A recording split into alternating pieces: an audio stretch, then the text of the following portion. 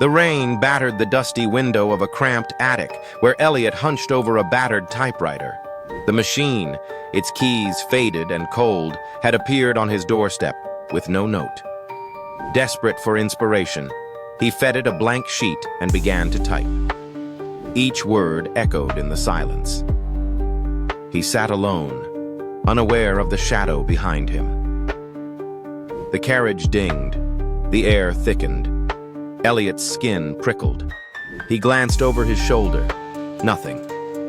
Shaking off the unease, he pressed on. The shadow reached out, erasing his reflection from the glass.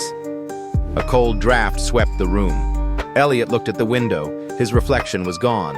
Panic rising, he hammered out another line. He tried to scream, but the shadows swallowed his voice. His throat tightened. He opened his mouth. No sound. The typewriter clacked on its own, keys striking furiously. Now, only the shadow remains.